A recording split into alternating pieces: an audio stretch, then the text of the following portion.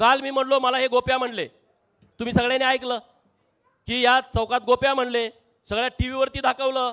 मी बोललो गोपीचंद पडळकरची जीभ घसरली, गोपीचंद पडळकर सुसंस्कृत नाही, गोपीचंद पडळकरचे संस्कार बरोबर नाहीत.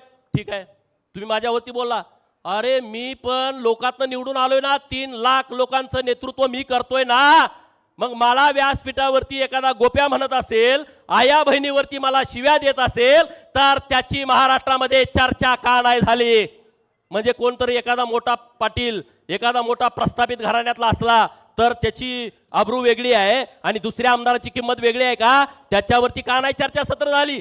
त्याच्यावरती का नाही डेबिट झाली? त्याच्यावरती का नाही स्पेशल रिपोर्ट झाले? आणि म्हणून मग मी म्हणलो, जर तुम्ही मला गोप्या म्हणणार असाल तर मी तुम्हाला साहेब कसं काय म्हणेल? मी नाही ना म्हणू शकत, मी साहेब नाही म्हणू शकत.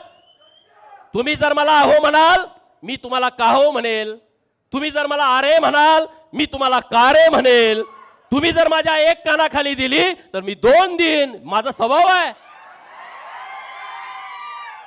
एका बाजूने संस्कार होणार नाहीत, दुसऱ्या बाजूने पण झाले पाहिजेत. आणि म्हणून ही इशारा सभा त्यासाठी आहे. तुम्ही जर भारतीय जनता पार्टीच्या नेतृत्वावरती जर टीका टिप्पणी खालच्या लेवलला गेली तर त्याच्या दुप्पट खाली जाऊन मी तुमच्यावरती टीका टिप्पणी करेल. मग ते संस्कार बिंस्कार मला काही गरज नाही, मला त्या संस्कृतीचं काही देणं घेणं नाही.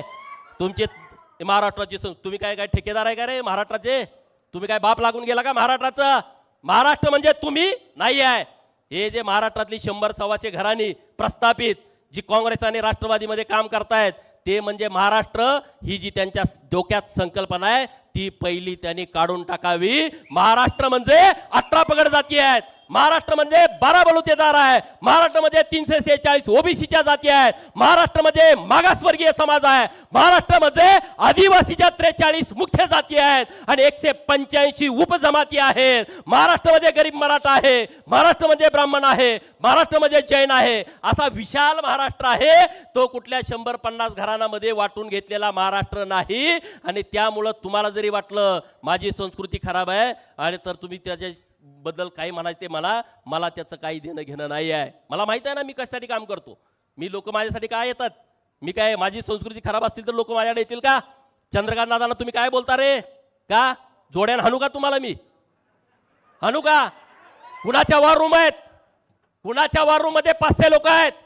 आता मी काल बोललो तर रोहित पवार नातू बोलतोय आज मीडियामध्ये की ते भिरोबा बन आहे आणि त्यांचे काय बोलावं त्यांनी तिथं ठरवलं पाहिजे.